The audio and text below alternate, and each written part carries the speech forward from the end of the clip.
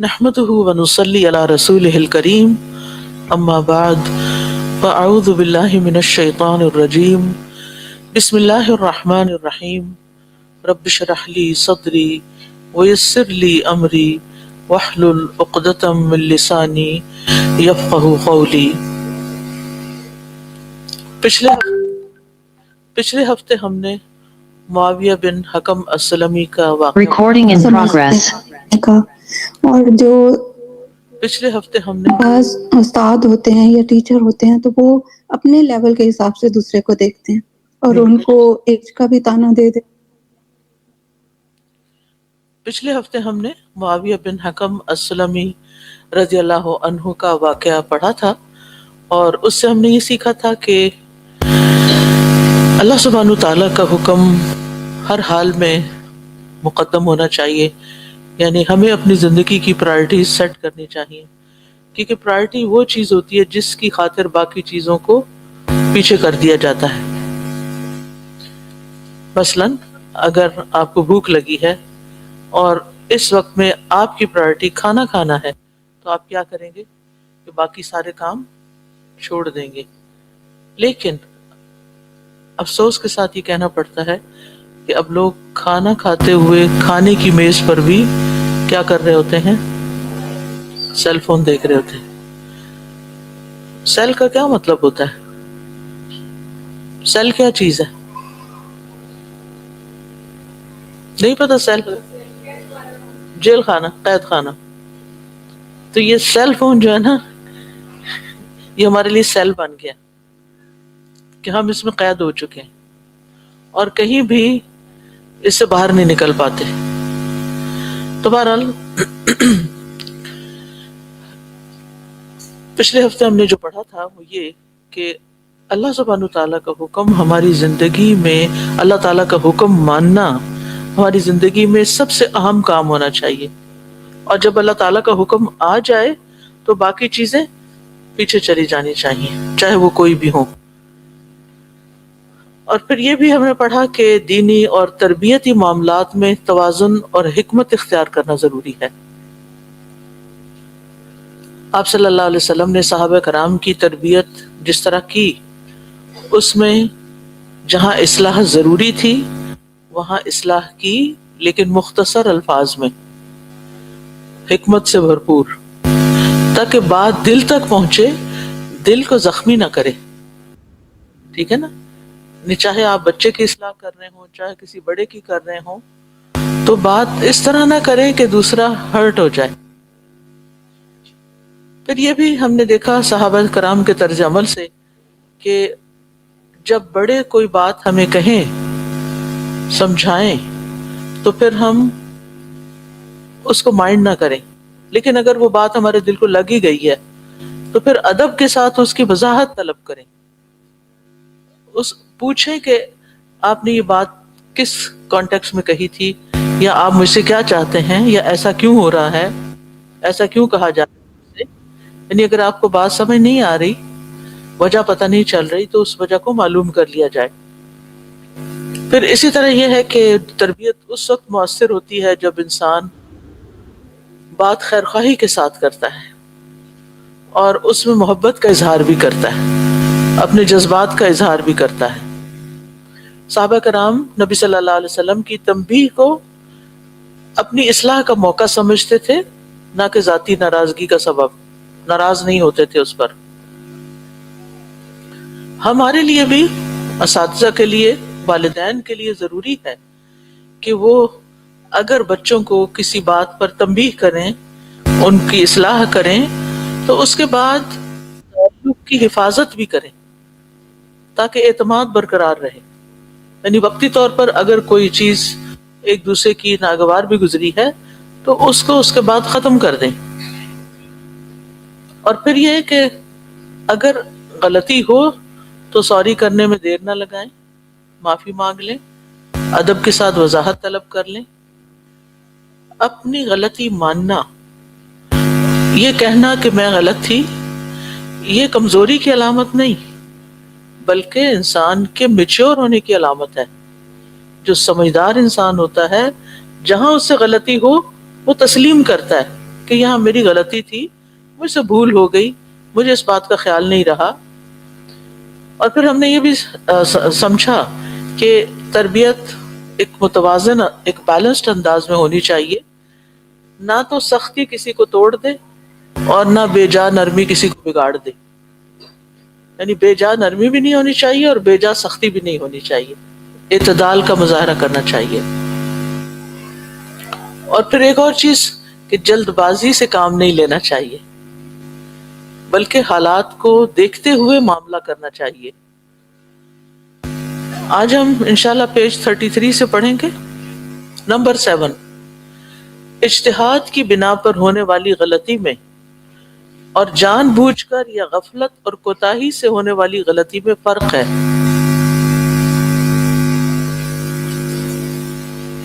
اجتہاد کا تو آپ کو معلوم ہے نا، اجتہاد کا لفظ کس سے نکلا ہے؟ جہد سے. جہد کس کو کہتے ہیں؟ کوشش کرنے کو. اور اجتہاد باب افتعال ہے، بھرپور کوشش.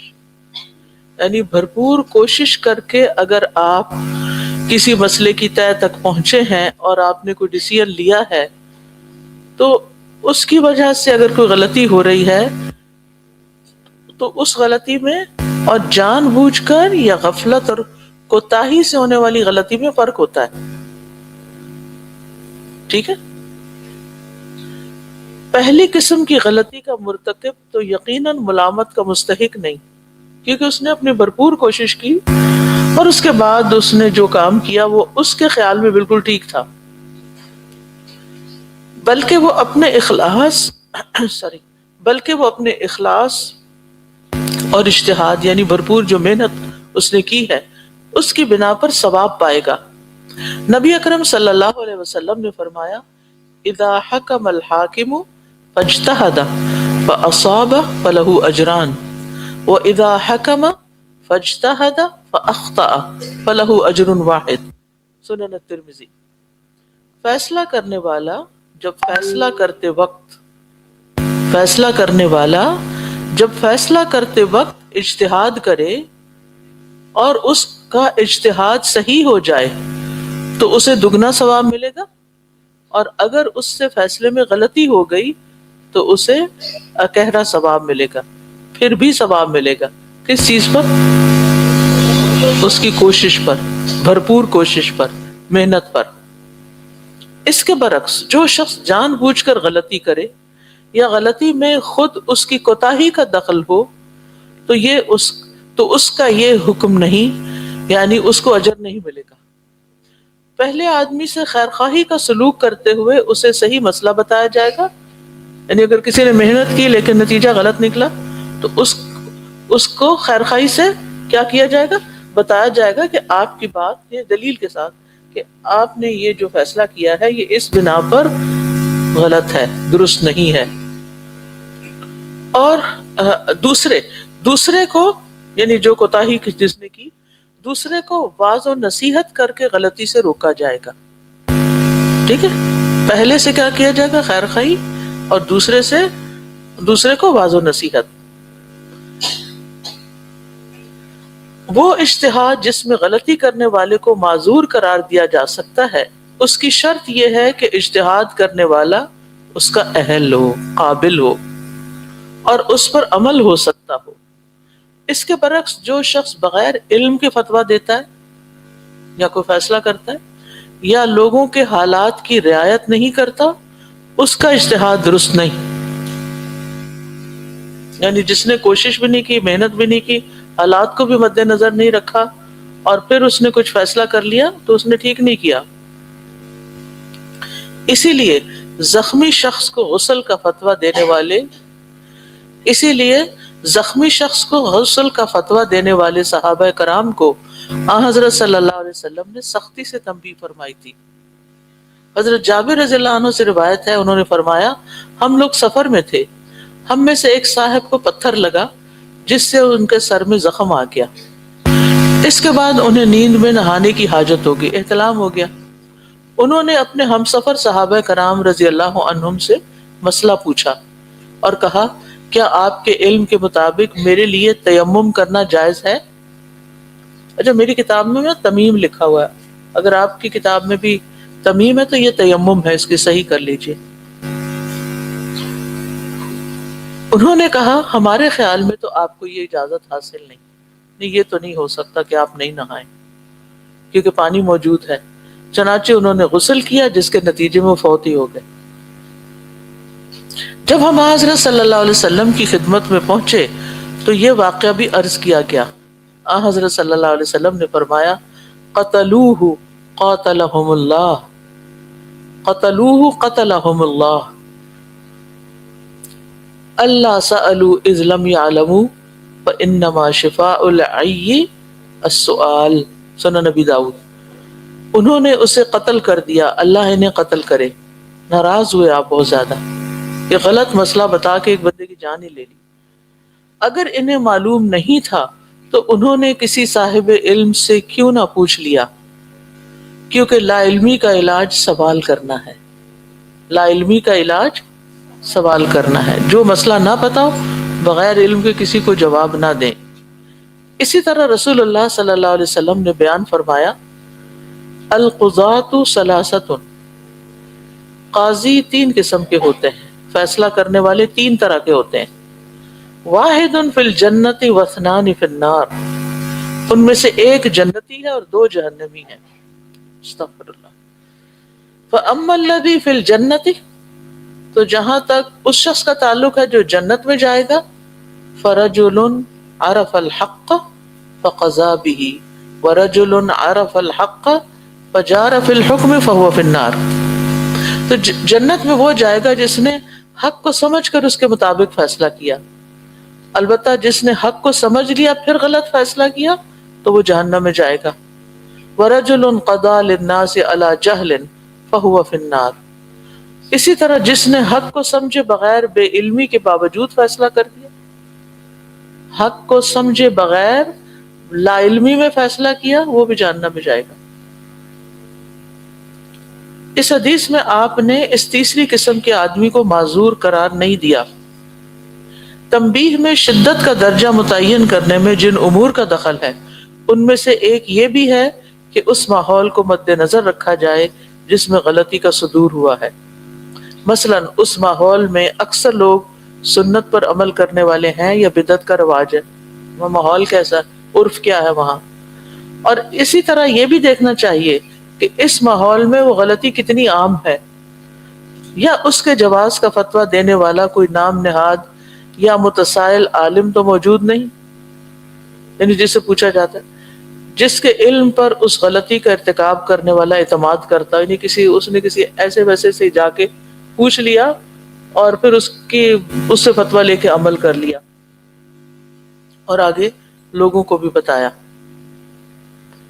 تو اب یہ جو غلطیوں کی اصلاح کا طریقہ ہم پڑھ رہے ہیں اس میں اب ایک نیا چیپٹر شروع ہوا ہے جس میں اجتہاد کی بنا پر ہونے والی غلطی کا حکم بتایا گیا ہے کہ جو شخص محنت کرے، علم حاصل کرے، سیکھے، جانے، حالات کا بھی جائزہ، پوری طرح وہ اس نے ہر لحاظ سے چیز کو دیکھا لیکن جو نتیجہ نکالا وہ درست نہیں تھا، تو ایسی صورت میں پھر اس کو ثواب مل جائے گا 1 گنا، دوسرا جس نے محنت کی اور صحیح نتیجے پہنچا 2 گنا ثواب، لیکن جس نے بغیر علم کے فتویٰ دیا یا لوگوں کی رعایت نہیں کی اور اس کا اجتہاد درست نہیں ہوا تو پھر اس کے لیے پکڑ ہے۔ ٹھیک، اب یہاں پر جو پہلی حدیث ہے اذا حکم الحاکم فاجتہد فاصاب فلہ اجران واذا حکم فاجتہد فاخطأ فلہ اجر واحد، اس سے جو باتیں ہمیں سمجھ میں آتی ہیں اس میں نمبر 1 یہ کہ نیت کی درستگی اللہ کے ہاں وزن رکھتی ہے، نتیجہ سیکنڈری ہے، صحیح نکلا یا نہیں نکلا۔ کیا مطلب اس بات کا کہ ایک شخص جو حق تک پہنچنا چاہتا ہے، جو ثواب کمانا چاہتا ہے، جو صحیح کام کرنا چاہتا ہے اور اس کے لیے وہ تگ و دو بھی کر رہا ہے، محنت بھی کر رہا ہے، نیت اس کی بڑی ہی اچھی ہے اور وہ محنت بھی کر رہا ہے لیکن صحیح چیز تک پہنچا ہی نہیں، اب کیا ہونا چاہیے؟ اس کی پکڑ ہو جانی چاہیے۔ کہ یہ اس نے ہم عام طور پر کیا دیکھتے ہیں؟ نتیجہ دیکھتے ہیں، کسی کا ارادہ نہیں دیکھتے کہ ارادہ کیا تھا. سمجھ آ رہی ہے کہ نیند آ رہی؟ کوئی بتائے گا تو میں سمجھوں گی، باقی آپ میری بات سمجھ رہے ہیں. کوئی ہاتھ کھڑا کر کے بتائے مجھے کیا کہا ہے میں نے. پہلی حدیث سے کیا مسئلہ سمجھ میں آتا ہے، کیا سیکھنے کی بات ہے؟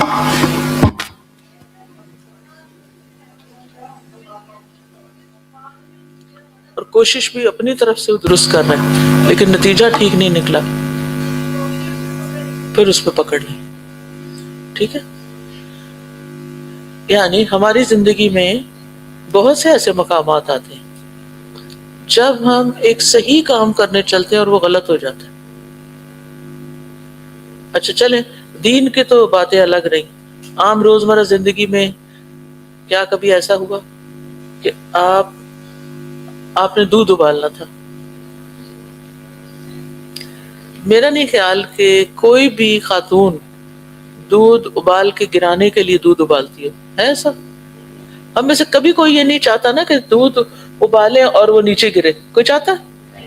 لیکن آپ میں سے شاید ہی کوئی ایسا ہو کہ جس سے دودھ ابل کے نہ گرا ہو. اب سمجھ آ گئی بات؟ آپ کی نیت نہیں تھی اور آپ نے کوشش بھی کی، اور لمحہ بھر پتہ کیا ہوتا ہے، ہم کہتے ہیں یہ ذرا یہ چیز اٹھا لینا، وہاں سے ایک اور نظر آ گئی اور ادھر سے ایک اور نظر ہم خواتین ایسے کام کرتے ہیں، جلدی میں یہ بھی کر لے وہ بھی کر لے وہ بھی، اور بھول کے بھی اوپر چولہے پہ کچھ رکھا ہوا تھا وہ گر گیا. اچھا میں جب یو کے میں تھی نا تو وہاں پر دودھ ابالنے کے لیے انہوں نے ایک چیز ایجاد کی ہوئی تھی، اتنی سی گول سی شیشے کی تشتری سی ہوتی ہے، پتہ نہیں آپ میں سے کبھی کسی نے دیکھی، مجھے اس کا نام بھول گیا.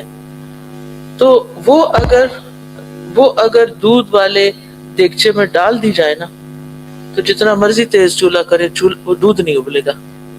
وہ اس کا وہ میں پاکستان بھی لے آئی تھی اور بڑا عرصہ میں نے اس کو استعمال کیا، پتہ نہیں کہاں گئی ادھر سے ادھر. لیکن یعنی اس کا مطلب ہے کہ انسان سولوشن بھی سوچ لیتا ہے نا کہ یہ، یعنی میری وہ کہانی سنانے کا مطلب کیا تھا کہ انہوں نے یہ ایجاد ہی اس لیے کیا کہ تاکہ دودھ نہ گرے. ٹھیک ہے نا، یہ غلطی نہ ہو. اب ہم بھی کئی کاموں میں پوری کوشش کرتے ہیں کہ غلطی نہ ہو، لیکن کیا ہوتا ہے، ہو جاتی. تو جس شخص کی نیت نہ ہو غلطی کرنے کی، جس شخص کی کوشش ہو کہ صحیح کام کرے اور پھر بھی نہ ہو، تو پھر کیا ہے، اس کو کوشش پر اجر مل جائے گا چاہے اس کا نتیجہ غلط نکلا. ٹھیک ہے. پھر یہ ہے، پھر ہم نے یہ سیکھا کہ دین میں سیکھنے اور سوچنے کا دروازہ بند نہیں کیا گیا، اور خاص طور پر جو جدید مسائل پیش آتے ہیں اس دنیا میں، نئے بدلتی دنیا میں نئے مسائل پیش آتے ہیں، تو پھر علماء کیا کرتے ہیں کہ قرآن اور سنت کو کھنگالتے ہیں اور اس کی روشنی میں پھر کوئی حل بتاتے ہیں. اب آپ نے دیکھا ہوگا کہ علماء جو حل بتاتے ہیں اس میں بعض اوقات 2 ڈفرنٹ اوپینینز ہوتے ہیں نا، اور وہ دونوں ایک دوسرے سے ٹکرا رہے ہوتے ہیں وہ اوپینین. مثال کے طور پر آرگن ڈونیٹ کرنے کا مسئلہ ہے نا، کہ ڈونیٹ کرنا چاہیے کہ نہیں، مرنے کے بعد اپنا کوئی آرگن، جیسے لوگ اپنی آنکھیں یا اور اس طرح کی چیزیں سائن کر دیتے کہ میں مروں تو نکال کے کسی اور کو لگا دیں. اب اس میں یہ نبی صلی اللہ علیہ وسلم کے زمانے میں ایسی کوئی چیز تھی نہیں، نہ کوئی نکال سکتا تھا، نہ نکالنے کی ضرورت نہیں تھی، کیونکہ لگانا ہی نہیں کسی کو آتا تھا، کسی نابینا کو یا کسی. تو یہ مسئلہ کبھی پیش ہی نہیں آیا، نہ اس کا ذکر قرآن میں ہے نہ سنت میں ہے. اب کیا ہے، علماء کوشش کرتے رہتے ہیں، ڈسکشنز ہوتی ہیں. میں اسلامی نظریاتی کونسل میں تھی 3 سال کے لیے، اور اس میں جتنے بھی ایشوز ڈسکس ہوتے تھے وہ اسی قسم، ماشاءاللہ پورا علماء کا ایک پینل تھا، اور اس میں اسی طرح کے اجتہادی مسائل ڈسکس ہوتے تھے. کوئی چیز لے آتے تھے، پھر ایک عالم ایک رائے دیتا تھا، وہ اپنی دلیل پیش کرتا، دوسرا تیسرا، اور کافی محنت کے بعد وہ بعض اوقات کسی نتیجے پہ پہنچتے تھے. تو اس میں آپ دیکھیے کہ جتنے بھی بیٹھے ہوئے ہیں، ایک ہے یہ زیادہ ہیں، ان کی پوری کوشش جنونلی یہ ہے کہ وہ صحیح مسئلے کا حل بتائیں کسی کو. لیکن اینڈ پہ اگر 5 مان گئے ہیں نا کہ یہ رائے صحیح ہے تو 2 کہتے ہیں نہیں ہمارے خیال میں یہ صحیح نہیں, ایسا نہیں کرنا چاہیے, کچھ کہتے ہیں کرنا چاہیے کچھ کریں.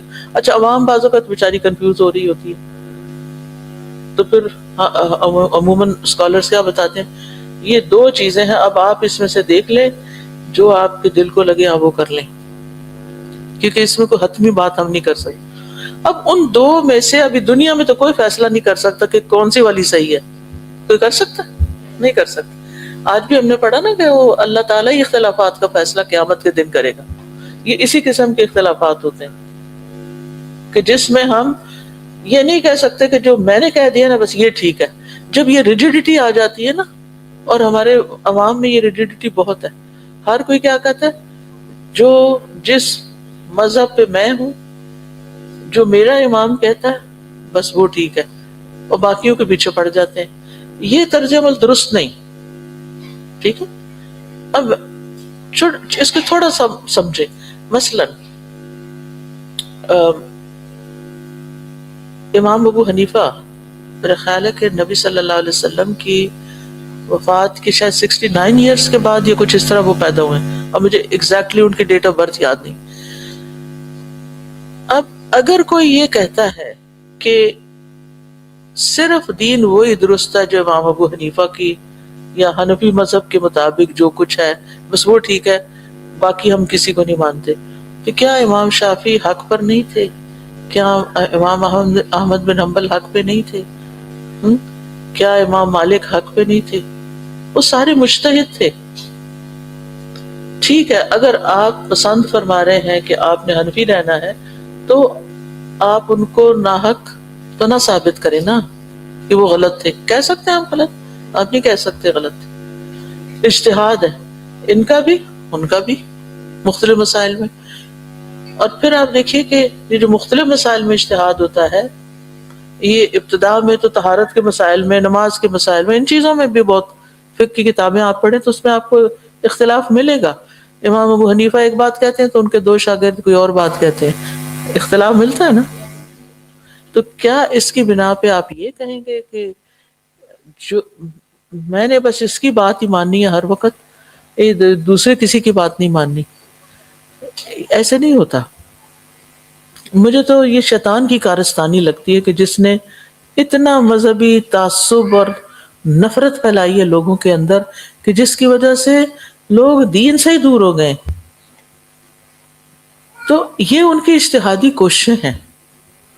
ٹھیک ہے, اب مجھے صرف آپ اتنا بتائیے کہ کئی سال بعد جب یہ اسکالرز آئے ہیں جن کو لوگ جن کے مذاہب کو فالو کرتے ہیں, اس کے بیچ میں اور نبی صلی اللہ علیہ وسلم کے بیچ میں صحابہ کس طریقے پر تھے؟ وہ کس مذہب پر تھے؟ جی وہ کس مذہب پر تھے؟ تو وہ صحیح تھے یا غلط تھے؟ صحیح تھے نا. تو اصل بات یہ ہے کہ جو اجتہادی معاملات ہوتے ہیں نا, علماء کی جو کوششیں ہوتی ہیں اس میں ڈفرنس آف اوپینین ہوتا ہے, وہ وحی نہیں ہوتا, وہ وحی الہی نہیں. وحی الہی کیا ہے؟ قرآن ہے, نبی صلی اللہ علیہ وسلم کی حدیث ہے, یہ وحی کے ذریعے ملی ہے ہمیں. یہ قرآن کا جب کوئی حکم آ جائے نا تو اس میں کوئی بھی اسکالر یہ نہیں کہتا کہ یہ قرآن کا حکم ہے لیکن میری رائے یہ, نعوذ باللہ, کوئی بھی نہیں کہتا. ہاں اس کی انٹرپریٹیشن میں, اس کی سمجھ میں تو تھوڑا بہت فرق ہو جاتا ہے, اور وہ بھی. اب جیسے نماز ہی ہے, مجھے آپ بتائیں نماز میں کتنے مسئلے اختلافی ہیں, بتائیں گے؟ ایک رفع یدین ہو گیا, اور سجدہ اوپر کرنا کہ نیچے کرنا ہے, ہاتھ اوپر باندھے یا نیچے باندھے, کیا کوئی فرق ہے؟ کوئی کہتا ہے, کوئی امام کہتا ہے قیام نہ کرو, کوئی امام کہتا ہے رکوع نہ کرو, کوئی کہتا ہے سجدہ نہ کرو. کچھ بھی فرق نہیں نہ. صرف میں کہتی ہوں کہ اتنا آٹے میں نمک کے برابر بھی اختلاف نہیں ہے, لیکن اس کو اتنا بڑا چڑھا کے پیش کیا گیا ہے, اس کی بنا پہ مسجدیں الگ کر لی گئی, اس کی بنا پہ ایک دوسرے کے اوپر گمراہی کے فتوے لگائے گئے. تو یہ ذہنی وسعت نہ ہونے کی وجہ سے ہیں یہ ساری باتیں. اور اسی طرح یہ تو خیر مذہب فقہ کی بات ہے نا, اس جو وسعت ہوتی ہے نا، یہ جو میں رب اشرح لی پڑھتی ہوں نا، تو رب اشرح لی صدری کا مطلب ہے کہ اللہ میرے دل میں اتنی وسعت دے کہ اگر کوئی شخص میری رائے کے خلاف بھی کوئی بات کرتا ہے تو میں اس کو سن لوں، میں اس پہ غور کروں، ہو سکتا ہے وہ زیادہ صحیح ہو اور میں اس کو اڈاپٹ کر لوں. کیونکہ جب تک یہ وسعت نہیں ہوتی نا دین کی بات کرنے والے کے دل میں، تو دین کا نقصان کرتے ہیں. پھر ہم لوگ دین سے متنفر ہو جاتے ہیں، یہ کیا کہہ رہے ہیں، وہ کیا کہہ رہے ہیں، یہ مولوی تو لڑتے ہی رہتے ہیں لہٰذا جو دل چاہے کرو. وہ بیچ والے موج کرتے ہیں، لیکن وہ نقصان دہ موج ہے، کیونکہ آپ اس کی وجہ سے نماز تو نہیں چھوڑ سکتے. خیر، اچھا یہ اختلاف تو ہو گیا مذہب کے معاملے میں، دین کے معاملے میں، فقہ کے معاملے میں. پھر آپ دیکھیں کہ گھر کے اندر بھی کئی مسائل ایسے ہوتے ہیں نا. مثلاً آپ نے کوئی فیصلہ کرنا ہے، کچھ خریدنے کا ہی، مثال کو کوئی پراپرٹی خریدنی ہے. امی ابا ایک بات کہہ رہے ہیں اور بیٹا جی ایک اور بات کہہ رہے ہیں، اور بعض اوقات ہم بیٹے کو چپ کرا دیتے، چپ کرو تم، کل کے بچے آج ہمیں مشورے دیتے ہو، ہم یہ کریں گے. اور ہماری رائے انتہائی غلط بھی ہو سکتی ہے، اور ہم جا کے وہ کام کر لیتے ہیں، اور پھر کیا ہوتا ہے، نقصان ہوتا ہے. کئی دفعہ ایسے ہوا، یعنی ایسے دیکھنے میں آتا ہے، سننے میں بھی آتا ہے. تو ہمیں ہمارے اندر اتنی وسعت ہونی چاہیے کہ کوئی چھوٹا بھی بات کرے، کوئی غیر بھی بات کرے، تو اس کی بات سنے تو صحیح بھائی. اور اگر آپ کچھ کہہ رہے ہیں اور آپ کی نہیں مانی گئی تو پھر بھی وسعت ہو، کوئی بات نہیں، کیا ہوا، کوئی ضروری تو نہیں کہ میری ہر بات مانی جائے. اس طرح اپنی زندگی بہت آسان ہو جاتی ہے. فَفَهَّمْنَاهَا سلیمان علیہ السلام کو اللہ نے سمجھا دیا، سجھا دیا، جو داؤد علیہ السلام کو نہیں. اور پھر اللہ نے آگے فرمایا کُلًّا آتَيْنَاهُ حُکْمًا وَعِلْمًا، دونوں کو ہم نے حکم علم دیا تھا. ایسا نہیں کہ ان کے پاس نہیں تھا، لیکن کبھی کبھی ایسا ہوتا ہے کہ اللہ تعالیٰ کسی ایک شخص کو، اور وہ عمر میں بھی ہم سے چھوٹا ہوتا ہے، اس کو زیادہ گہرائی دی ہوتی ہے بات تک پہنچنے کی، اور وہ اچھا مشورہ دے دیتا ہے. تو اس لیے ہم اب کسی کی نیت کو تو کچھ نہیں کر سکتے نا، اپنی نیت کو درست کر کے کام صحیح کرنے کی کوشش کریں، لیکن اس میں غلطی کا امکان بہرحال موجود ہے. اور دین میں سیکھنے کا، سوچنے سمجھنے کا دروازہ بند نہیں کیا گیا. سیکھتے رہیں، سیکھتے رہیں، سیکھتے رہیں. ہو سکتا ہے کہ کچھ سال کے بعد آپ اپنی کسی رائے سے رجوع کریں، کیونکہ علم تو بڑھتا ہے اور اس سے پھر وسعت آتی ہے. مثلا میں نے بخاری شریف پڑھانی شروع کی تھی 1997 میں، اگر 8 میں، 97 کے اینڈ میں، جی 97 کے اینڈ میں، ٹھیک ہے. اور اب 2027 آنے والا ہے، 6 میں داخل ہوگی. کتنے سال ہو گئے؟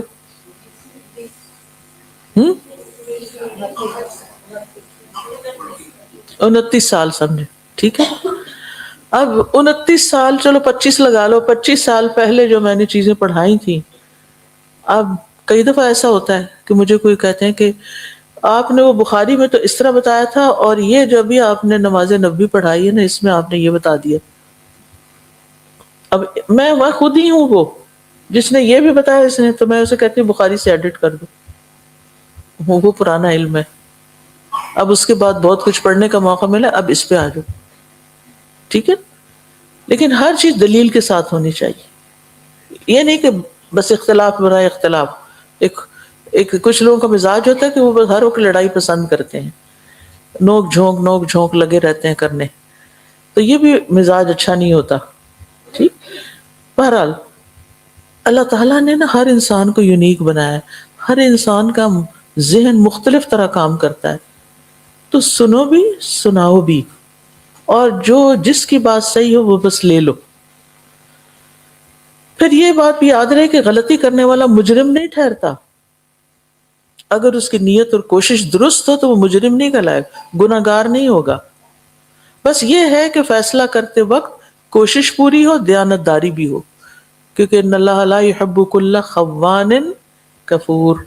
آج ہی پڑھا نا ہم نے، کہ اللہ تعالیٰ کسی خیانت کار کو پسند نہیں کرتا کہ وہ اس کے دل میں کچھ اور چیز ہے اور وہ لوگوں کو کچھ اور بتا رہا ہے.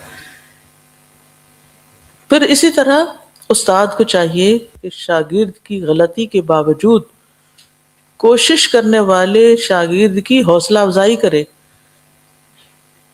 تاکہ علم کے راستے میں خوف رکاوٹ نہ بنے. ٹھیک ہے نا؟ مثلاً آپ نے کسی سوال کیا، شاگرد نے جواب دیا، جواب صحیح نہیں تھا،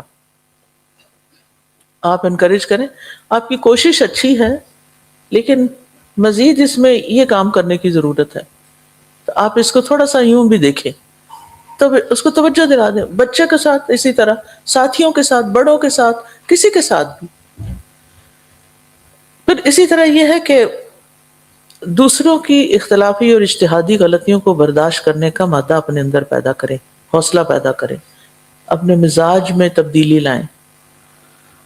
اور پھر یہ ہے کہ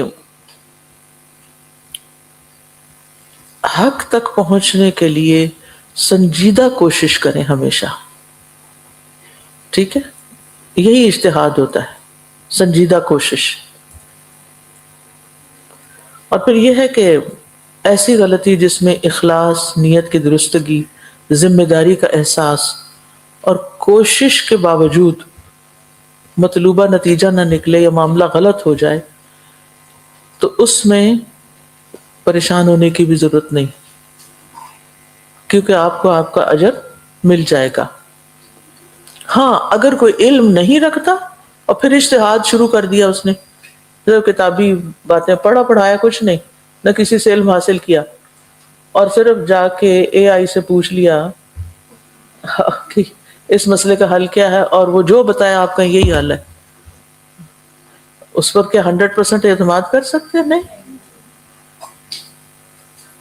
تو اگر آپ کے پاس علم ہوگا نا تو آپ اس میں سے صحیح بات کو پک کر سکتے ہیں. پھر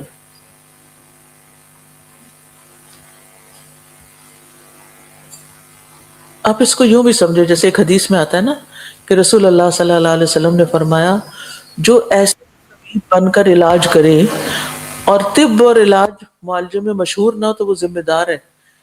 یعنی جیسے ہمارے یہاں ہر کوئی ٹوٹ کے بتانا شروع کر دیتا ہے نا، اور وہ لڑ گیا کسی کو اور ہو گیا اس کا نقصان، تو آپ ذمہ دار ہیں. کہ اگر آپ کے پاس صحیح علم نہیں، کیونکہ آپ دیکھیں کہ اس وقت سوشل میڈیا پہ کیا ہے، یہ چیز کھانی شروع کر دیں تو آپ کو پتہ نہیں رستم پہلوان بن جائیں گے. ایسی ایسی باتیں کرتے ہیں بعض اوقات، تو وہ ہر ایک کے لیے نہیں ہوتا. میرا جتنا انٹریکشن مختلف حکیموں وغیرہ کے ساتھ ہوا ہے تو میں نے ان کی تشخیص کا طریقہ دیکھتی ہوں کہ یہ کیسے ڈائگنوز کرتے ہیں. اس میں وہ مزاج دیکھتے ہیں، بعض اوقات بلڈ گروپ دیکھتے ہیں، بعض اوقات ٹیسٹ کرواتے ہیں آپ کے، ان کو دیکھتے ہیں اور وہ نبض دیکھتے ہیں.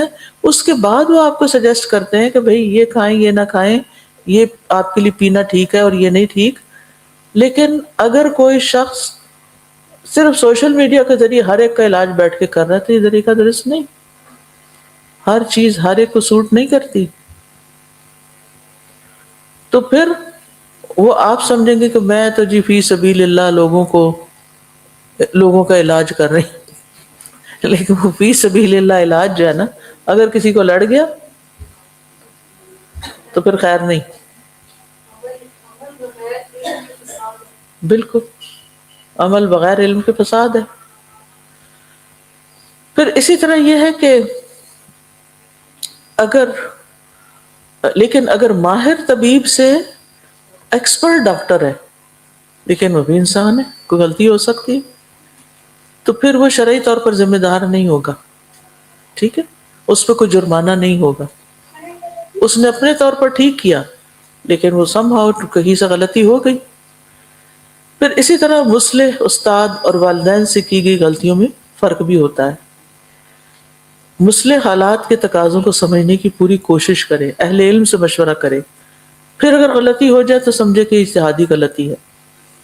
اسی طرح اپنی ذاتی انا، پسند ناپسند اور کسی کے ساتھ یا کسی کی کوئی خاندانی رکابت کی بنا پر آپ کسی کے ساتھ کوئی معاملہ کر رہے ہیں تو یہ بھی درست نہیں ہوگا. ٹھیک ہے. اور پھر اگر کسی نے کوئی بات بتائی اور نتیجہ ٹھیک نہیں نکلا تو اس کو بلیم نہ کیا جائے، مجرم محسوس نہ کرایا جائے کہ تم نے، ہاں تم نے وہ بتایا تھا نا، وہ میرے ساتھ یہ ہوگا. جب ملے اسے کہ یاد ہے تم نے مجھے یہ مشورہ دیا تھا. اور کئی لوگ ہوتے ہیں نا، وہ اتنی بار آپ کو تانا دیتے ہیں کہ بس آپ کان ہی بند کر لیں ان کو دیکھ کے.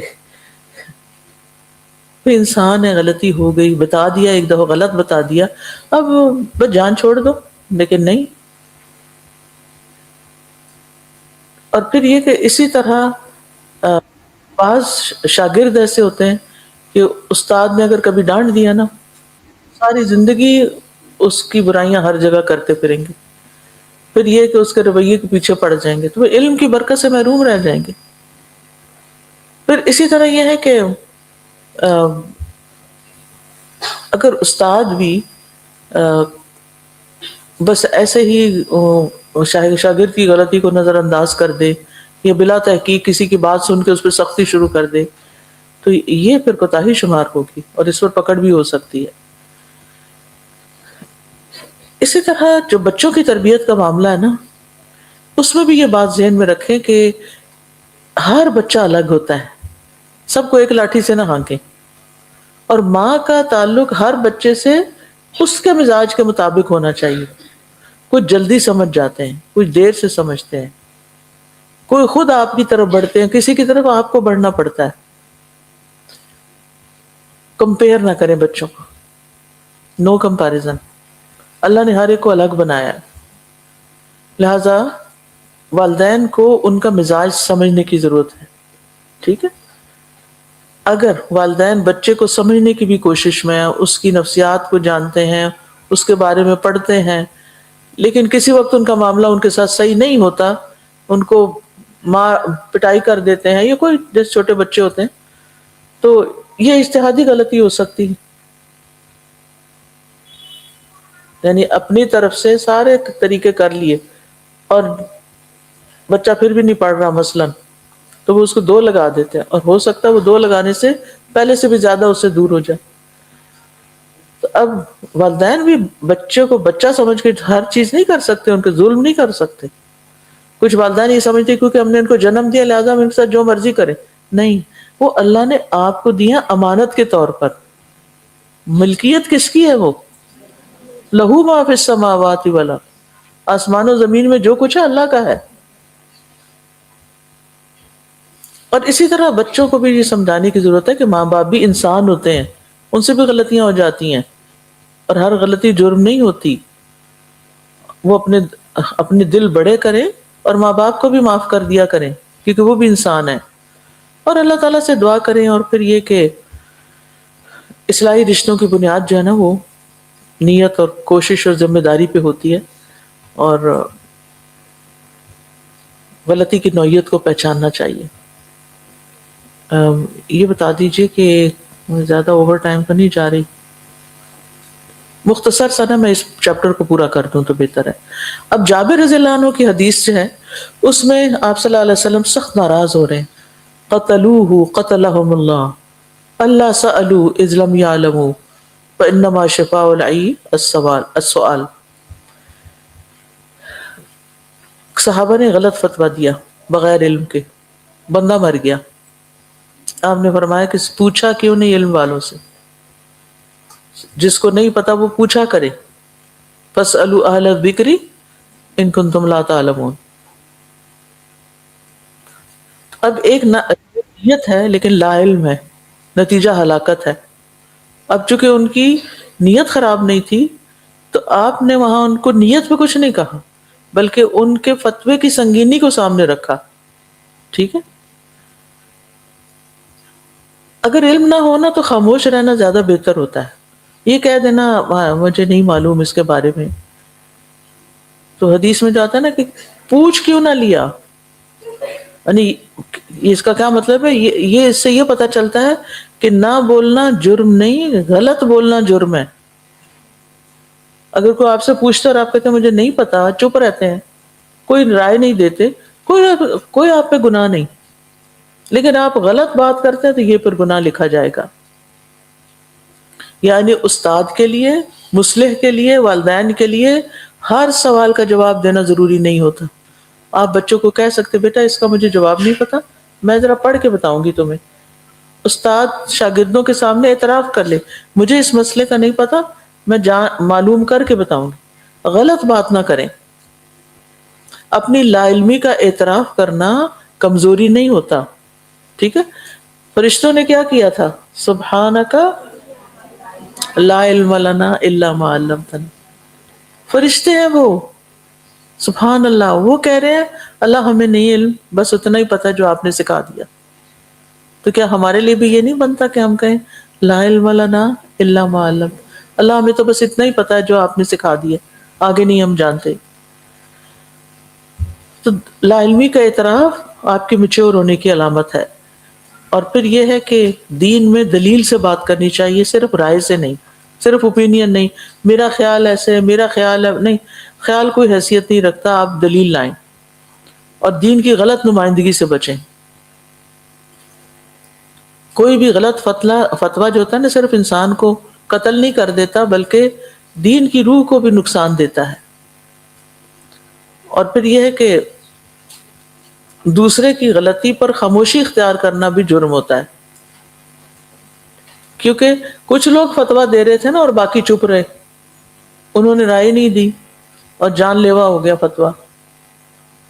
اسی لیے آپ صلی اللہ علیہ وسلم نے پھر سخت الفاظ استعمال کیے. آپ ہمیشہ نرمی برتتے تھے لیکن یہاں سختی کی تاکہ امت میں سے آئندہ کوئی اس طرح کا کام نہ کرے. آپ کا ہر عمل ہمارے لیے نمونہ ہے نا. اللہ انہیں ہلاک کرے، اس سے مطلب یہ کہ کوئی اور ایسا کام نہ کرے کہ جہاں دین غلط پیش ہو وہاں نرمی نہ کی جائے. بعض اوقات وضاحت کرتے ہوئے سختی کی بھی ضرورت ہوتی ہے. اصلاح پر فوکس رکھے، افراد کے پیچھے نہ پڑے. اس نے کہا تھا، اس نے کہا تھا، اس کی غلطی، میں نے نہیں کہا، ان جھگڑوں میں نہیں پڑے. جس نے بھی کہا اصل بات کی ضرورت ہے کہ اس کو ٹھیک کیا جائے. پھر اسی طرح سوال کا دروازہ نہیں بند کیا جائے. سوال سے روک دینا جمود پیدا کرتا ہے، مت پوچھو مجھ سے. یعنی استاد ایسا خوف پیدا نہ کرے کہ شاگرد سوال ہی نہ کر سکے، تو اس سے اصلاح نہیں ہوتی. اور جو شاگرد علم کے راستے میں سوال نہیں کرتے وہ علم سے محروم رہ جاتے ہیں، کنفیوژن کا شکار رہتے ہیں. اور پھر یہ کہ جب اضطراری حالت ہو تو دین میں موجود رخصت کو بھی اپنا لینا چاہیے. یعنی اگر نہیں نہانے کا، یعنی پانی اتنا ٹھنڈا کہ مرنے کا اندیشہ، تو پھر تیمم کر لینا چاہیے. بعض اوقات ایسا ہوتا ہے نا کہ جیسے بچیوں کو پیریڈز ہوتے ہیں، اب ہر گھر میں تو گیزر نہیں ہے اور ہر گھر میں پانی گرم کرنے کا بھی انتظام بعض اوقات نہیں ہو سکتا، جیسے گیس چلی جاتی ہے. ہاں، سب کو پتہ ہے. اب آپ کے نہانے کا وقت ہے اور گیس ہی نہیں ہے اور پانی یخ ٹھنڈا ہے اور آپ کو پتہ ہے سر پہ ڈالا تو پھر گئے، سرسام ہو سکتا ہے. سرسام کا پتہ ہے؟ سرسام ہوتا ہے کہ سر کے اوپر اگر ٹھنڈا پانی ڈالے تو وہ اس کے اندر کوئی درد یا ایسی کوئی چیز ہو جاتی ہے کہ بندہ سخت بیمار ہوتا ہے اور مرنے کے قریب ہو جاتا ہے، دماغ تک ٹھنڈ پہنچ جاتی ہے. خیر اس کی تفصیل مجھے نہیں پتا کہ وہ اصل بیماری کیا ہوتی ہے، لیکن سر سام میں نے سنا ہوا ہے. میں نے پہلی ڈیتھ جو دیکھی تھی زندگی میں وہ ایک خاتون کی تھی ہمارے نیبرہڈ میں، جس کو کہتے ہیں کہ یہ اچانک فوت ہو گئی ہے، اس کو سرسام ہو گیا تھا. تو اس سے مجھے یہ کبھی بھولا نہیں لفظ. اچھا، پھر اسی طرح یہ ہے کہ تیسری حدیث کو بھی ذرا سا جلدی سے دیکھ لیتے ہیں. القضاۃ ثلاثۃ واحد فی الجنہ واثنان فی النار. قاضی یا جج تین طرح کے ہوتے ہیں، ایک جنت میں جاتا ہے، دو جہنم میں جاتے ہیں. وہ کیوں؟ اس لیے کہ ایک معاملے کی تہہ تک جاتا ہے اور فیصلہ کرتا ہے، لیکن فیصلہ ٹھیک نہیں، مگر اس کی محنت بہت تھی، نیت بھی اچھی تھی، وہ جنت میں چلا جائے گا. دوسرا حق کو پہچان گیا کہ کون، یعنی دو بندوں میں فیصلہ کر رہا ہے وہ، جیسے ہمارے ججز کرتے ہیں، لیکن بعض اوقات رشوت لے کے غلط فیصلے کرتے ہیں. اتنا بڑا جرم ہے، اتنا بڑا جرم کہ آخرت میں سخت دیندار ہوں. اللہ سے ڈرنا چاہیے. تو پھر کیا ہے کہ حق جاننے کی کوشش ہی نہیں کی، بس رشوت لی تو کہا ہاں، آگے پیچھے ہیرا پھیری کر کے تو فیصلہ رشوت دینے والے کے حق میں کر دیا. محنت ہی نہیں کی، نیت بھی خراب تھی. تو پھر ایسے معاملے میں بددیانتی بھی ہے اور تفتیش میں سستی بھی ہے, لاپرواہی بھی ہے, تو پھر نتیجہ بھی بڑا ہولناک ہے. تو ایسے, اور پھر اسی طرح جس کو علم ہی نہیں ہے, جاہل شخص ہے, اس کو ایسے عہدے دینے بھی نہیں چاہیے, وہ دینے والا بھی ساتھ مجرم ہوگا. تو بہرحال اصل بات یہی ہے کہ غلطی کی اصلاح کا طریقہ ہمیں کیا پتہ چلتا ہے کہ اگر کسی نے غلطی کی ہے لیکن اس کی نیت اچھی اور محنت بھی بہت تھی, تو اس کو برا بھلا نہ کہیں, اس کی اصلاح کر دیں. یہ تھا خلاصہ. ٹھیک ہے, آن لائن کوئی ہے بات کرنے والا؟ کافی ٹائم اوپر ہو گیا, لیکن نیکسٹ ویک بھی تھوڑا سا ڈیلے ہوگا. انشاءاللہ نیکسٹ ویک ہماری آخری کلاس ہوگی, کیونکہ پھر اس کے بعد رمضان شروع ہو جائے گا, تو پھر یہ ٹائم تراویح میں پڑھنے کا ہوگا. تو اس لیے اللہ نے چاہا تو پھر رمضان کے بعد. جی, آپ میں سے کوئی کچھ کہنا چاہتا ہے؟ Most welcome. کسی کے پاس مائک ہے تو بولیے, بولیے. السلام.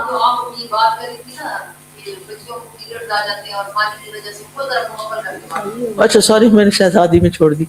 اس کا مطلب یہ ہے کہ پھر وہ تیمم کر کے نماز پڑھ لیں اس وقت. پھر دھوپ نکلے, پانی کسی طرح چاہے دھوپ میں گرم کرے, کیسے پھر نہا لیں. فجر کی بات کر رہی ہوں نا, فجر کے وقت سخت ٹھنڈ ہوتی ہے. جی جی, قرۃ العین آن لائن سے آواز نہیں آ رہی.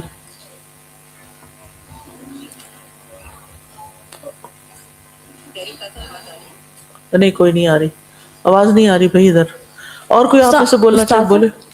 ہم نا اپنی غلطی ماننا سیکھیں. اپنی غلطیاں ہم دوسروں پر ڈال دیتے ہیں. اگر ہم کسی سے آفس میں, کسی بھی شعبے میں یا گھر میں کہیں بھی بات کرتے ہیں یا کسی کو سمجھاتے ہیں تو واضح طور پر سمجھائیں. بالکل بہت سے لوگ منہ میں بات کرتے ہیں, آدھی بات کرتے ہیں, آدھی نہیں کرتے. صحیح کہہ رہی.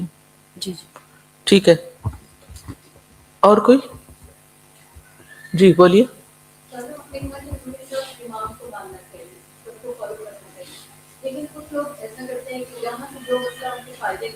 وہ پھر نیت کیا ہے ان کی؟ ان کی نیت کیا ہے؟ ان کی نیت حق کی تلاش ہے. ان کی نیت حق کی تلاش ہے, یا ان کی نیت فتویٰ شاپنگ ہے کہ جو چیز مجھے سوٹ کی میں وہ لے لوں.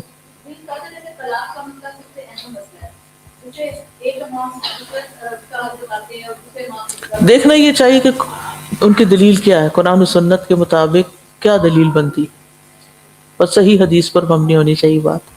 ٹھیک ہے نا.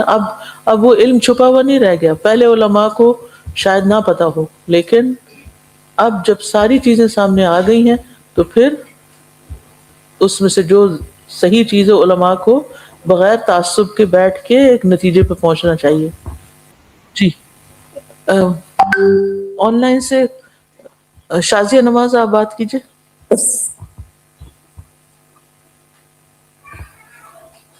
جی استاذہ, آواز آ رہی ہے؟ اب آ رہی. چلیں الحمدللہ. استاذہ مجھے ایک جیسے چیز الحمدللہ بہت کلک کر رہی تھی, یہ کہ ہمارے دین نے نا غور و فکر, تحقیق, کریٹیوٹی کو ترغیب دی ہے.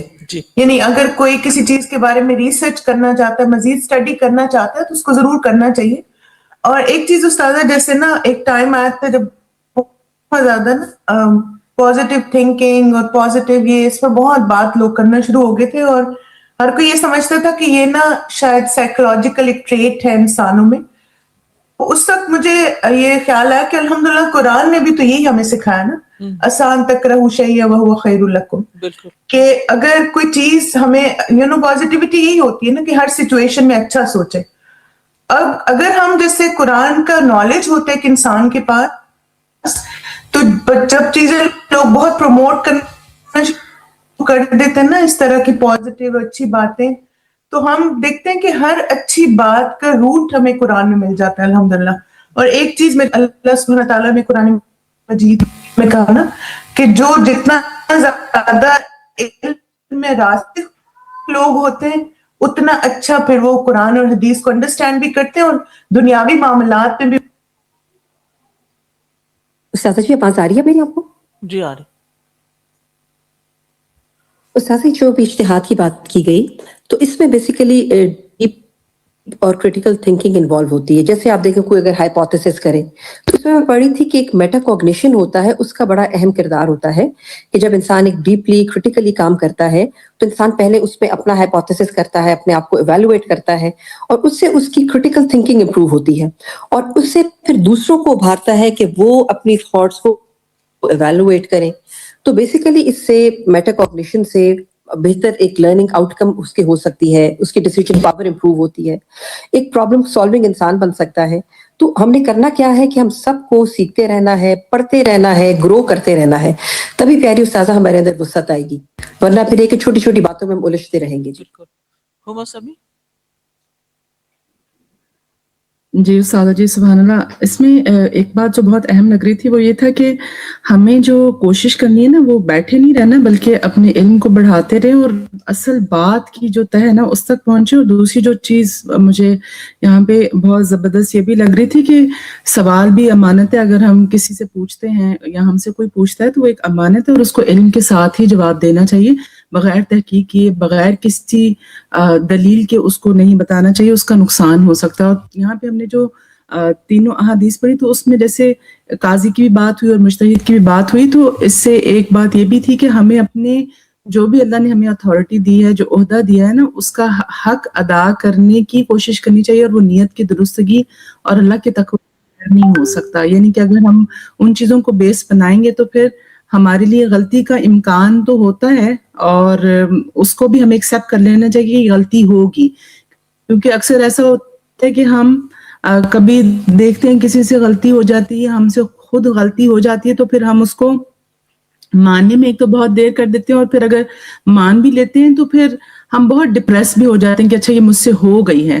تو یہ سارے پہلو ہمیں دیکھنے ہوتے ہیں, اور تبھی ہم خود کے لیے بھی ایک پروڈکٹیو انسان بن سکتے ہیں اور دوسروں کی اصلاح بھی کر سکتے ہیں. انشاءاللہ. جی نیلوفر. استاذی میں تو سوچ رہی ہوں کہ یہ جو آج ٹاپک آپ نے ڈسکس کیا اور اس میں جو آپ نے بخاری کے حوالے سے بات کی اور استحاد کے حوالے سے, یہی وہ سوالات ہیں, یہی وہ چیزیں ہیں جو ہم فیس کرتے ہیں. اسٹوڈنٹس پوچھتے ہیں, اسٹاف ایک دوسرے سے پوچھ رہے ہوتے ہیں, اور جیسے ہی ہم بخاری پڑھانا شروع کرتے ہیں اور حیال الصلاح جنہوں نے اٹینڈ کیا ہوتا ہے وہ اتنے سوالات آنے شروع ہو جاتے ہیں. میرا تو دل تھا کہ آج جتنے ساتھی یہاں موجود ہیں, میں دیکھ رہی تھی اٹینڈنس بہت ہماری کم ہوتی جا رہی ہے, شاید سب بزی ہوتے جا رہے ہیں رمضان کی ایکٹیویٹیز میں. جو جتنے ساتھی یہاں موجود ہیں میں تو بہت ان سے درخواست کروں گی کہ جو ساتھی نہیں اٹینڈ کر سکے ان کو کہیں کم سے کم یہ لیکچر ضرور سنیں. اور اس کے علاوہ ہمیں اس کلاس کو تو مینڈیٹری کر لینا چاہیے, کیونکہ ہمیں اپنی بھی اصلاح کرنی ہے, ہمیں لوگوں کی بھی انشاءاللہ اصلاح کرنی ہے, اور ہمیں سوالات کے جواب دینے ہیں, اور وہ ہم نے اس سیشن سے انشاءاللہ سیکھنا ہے. بس ایسی میرے دل میں بات تھی تو میں نے کہا شیئر کر لوں. جزاک اللہ خیر. خوشبو.